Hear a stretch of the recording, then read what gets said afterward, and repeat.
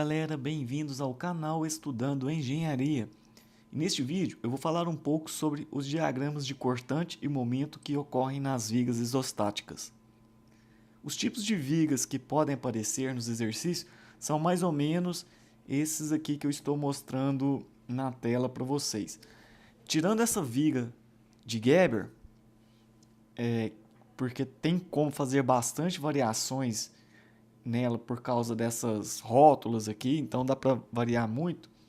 As outras elas ficam bem limitadas, né, porque são vigas isostáticas, então não tem como ficar mexendo muito nela. O que vai variar bastante são os carregamentos que podem aparecer, mas né, no caso de configurações das vigas, são basicamente essas três aqui e a de Geber que vai variar mais. Lembrando aqui, as vigas elas vão aparecer basicamente cortante e o momento. Raramente vai aparecer uma força normal em uma viga, então por isso que eu nem coloquei aqui nos exercícios, não aparece também, então a gente já pode descartar essa força normal. E essas são as convenções que vamos utilizar. Isso vai ficar mais claro quando eu for mostrar os diagramas, tanto da cortante quanto do momento. E eu falei mais isso em outro vídeo, então eu não vou ficar entrando muito em detalhes sobre essa convenção aqui. Então aqui nós temos essas duas vigas biapoiadas. Eu coloquei esses dois carregamentos, um concentrado e outro distribuído, para mostrar que dependendo do tipo de carregamento, os diagramas vão ter configurações diferentes. No final do vídeo, eu vou mostrar cada tipo de carregamento e o diagrama que aparece para cada um mais detalhado. E como saber o jeito de fazer esses diagramas, eu vou deixar para o próximo vídeo, para esse não ficar muito grande e também vai dar para ver claramente porque eles vão ter essas formas que vão aparecer ao longo desse vídeo. Nas vigas biapoiadas, nós vamos ter essas deformadas. É claro que essa deformada aqui da primeira viga, ela vai depender de onde essa força concentrada vai estar na distância entre os apoios. Então isso aqui pode variar um pouco dependendo dessa distância. E as duas, elas aparentemente são iguais, porém elas na realidade são diferentes. Isso aqui vai ficar mais claro quando eu mostrar o diagrama para vocês. Primeiro, nós temos que encontrar as reações nos apoios. E depois que a gente encontra essas reações, a primeira coisa é fazer o diagrama da cortante. Por aqui fica bem claro as diferenças que aparecem ao longo da viga. E repare também que pela convenção, no caso da cortante é bem simples, é apenas seguir o sentido das forças que fica fácil de fazer esses diagramas. Pela convenção para cima é positivo, para baixo é negativo. Isso independente de onde esse diagrama vai estar. Aqui está de uma forma bem simples, mas nos exercícios vai ter bastante força, bastante variação. Então a gente tem que sempre lembrar que a cortante é apenas seguir o sentido que a força está apontando. E depois vamos fazer o momento. De início nós vamos precisar da cortante para conseguir fazer o momento, mas para frente a gente consegue fazer o momento de uma forma mais direta. E pela convenção, o momento positivo ele fica na parte de baixo, acompanhando a deformada. Como a deformada ela foi convencionada aqui assim, é positivo, então assim também ficou positivo para o diagrama. E também a gente consegue ver a diferença nos dois tipos de carregamento e em cada um dos momentos. E repare que o momento ele vai ser máximo quando a cortante corta a viga, ela passa pela viga. Então aqui a cortante vai ser 0 e aqui o momento vai ser máximo. E sempre vai ser assim no caso de carregamento distribuído. E a gente consegue achar esse valor por essa fórmula. QL2 ao quadrado. O L é a distância total entre os apoios. E agora vigas biapoiadas com extremidade em balanço. Eu coloquei o balanço em só um dos lados, mas pode aparecer do outro lado também. Nesses dois casos, a deformada vai ficar assim. Repare que nessa primeira viga, no balanço não aparece nenhuma deformada. A deformada ela acontece apenas entre os dois apoios. Isso acontece porque a gente não considera o peso próprio do material, apenas os carregamentos que aparecem, os carregamentos externos. Já na segunda viga, essa carga aqui, esse peso, faz com que aconteça uma deformada ao longo de toda a viga. E vale reforçar que essas deformadas, elas dependem muito das cargas que aparecem na viga, nos comprimentos e da intensidade de cada carregamento em relação ao outro.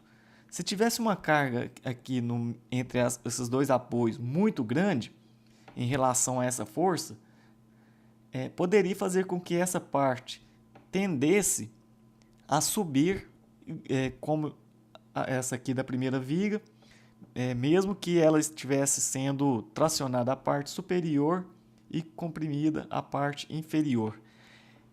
Ou também poderia, talvez, não descer tanto assim se esse carregamento aqui fosse muito maior do que um carregamento que poderia aparecer aqui. Então depende muito dessas intensidades, dessas distâncias e da quantidade de carga que aparece ao longo da viga.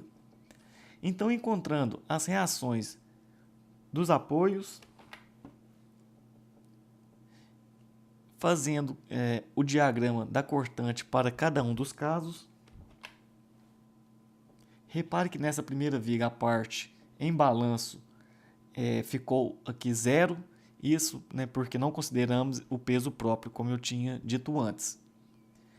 E também repare que pegando essa força e deslocando ela aqui para a extremidade do balanço, acontece uma grande mudança na configuração desse diagrama. E também acontece uma mudança nos apoios. Tanto é que esse apoio aqui, ele ficou com o sentido para baixo. Isso porque essa força, ela tende a girar a viga no sentido horário e de forma grosseira, ela tende a arrancar a viga daqui. Então, por isso que essa reação, ela ficou com esse sentido. E por fim, a gente faz o momento. E neste caso, a parte tracionada ela ficou toda na parte superior da viga, então o diagrama ele ficou com essa configuração acompanhando a deformada dessa viga. Agora, vigas engastadas. A deformação ela fica desse modo, sendo que depois dessa força, aqui acontece esse deslocamento, porém, sem ocorrer deformação. Pelo diagrama a gente vai perceber isso muito bem. O que vai acontecer é que quando for encontrar as reações, vai aparecer um momento aqui no engaste. Então, fazendo o diagrama da cortante, como eu disse, aqui depois vai ser 0, porque não acontece nenhuma deformação, vai acontecer apenas entre a força e o engaste. Fazendo o diagrama de momento, a mesma coisa, aqui vai ser 0 e a deformação acontece apenas entre o engaste e a força.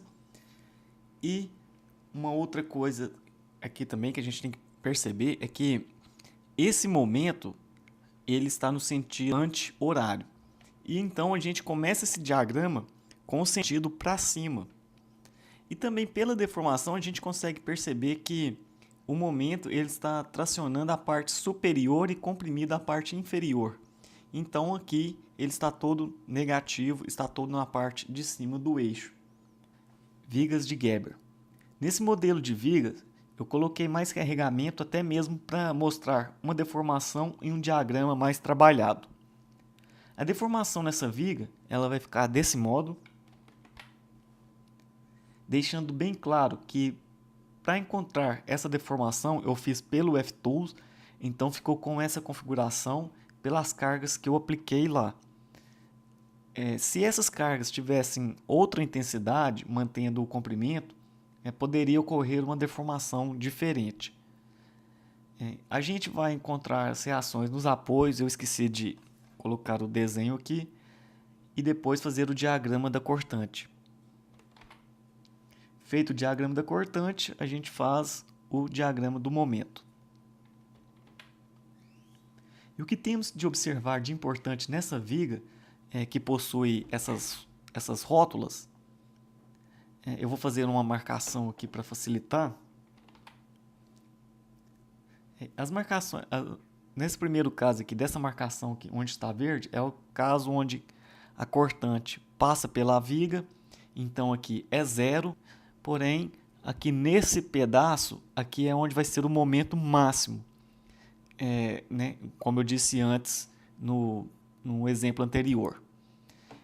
E nessas outras duas linhas verdes aqui, repare que a cortante ocorre naquele ponto, porém o momento ele é 0. Ele corta a viga justamente onde tem uma rótula e sempre vai ser assim. Sempre que tiver uma rótula, o momento ele tem que cortar a viga e ele tem que ser 0. Nunca vai ter um momento aqui. As marcações de roxo são as marcações onde tem mudanças de força. Eu coloquei isso aqui, vai ficar um pouco mais fácil de observar esse diagrama e entender melhor parte por parte. Bom, agora mostrando as questões assim dos sentidos das forças, somente para ficar bem mais claro, eu coloquei que esses pedaços aleatórios de uma viga, nesse caso, nessa primeira aqui da cortante, onde tem essas duas forças concentradas, e o que eu quero mostrar aqui é que independente de onde essas cargas elas vêm, a gente sempre segue o sentido dessas forças, das reações, das forças internas, das forças externas. Bom, esse pedaço ele tem essas continuidades tanto para o lado esquerdo quanto para o lado direito. O diagrama também ele vem daqui e tem essa continuidade aqui. Então coloquei ele um totalmente na parte de cima, um pegando uma parte acima, outra parte abaixo, o outro pegando apenas a parte abaixo, vindo sendo que é 0, e outro já vindo da parte já negativo. Então, não importa de onde esse diagrama chega, ele sempre vai apontar, vai seguir o sentido que a gente tem nas forças. E para o momento, é o mesmo caso. O momento no sentido anti-horário, o sentido que a gente vai usar para o diagrama é sempre para cima. Ou seja, ele vai apontar com o sentido para ser negativo. E mesmo que ele esteja aqui na parte de baixo ou na parte de cima, a gente sempre vai usar o sentido para cima. E no sentido horário, o sentido que a gente utiliza é sempre para baixo, independente de onde esse diagrama chega.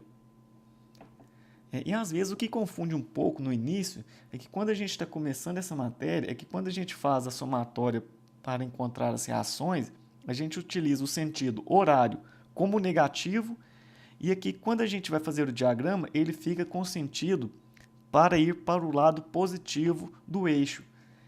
Mas depois de um tempo, isso a gente acostuma e fica mais fácil da gente ficar visualizando, a gente ficar fazendo isso e não ficar confundindo tanto. Finalizando esse vídeo, eu coloquei e representei cada tipo de força e tipo de diagrama que aparece para a cortante e para o momento que pode aparecer nos exercícios. No primeiro caso, onde tem uma força concentrada, o diagrama da cortante ele fica constante entre as forças.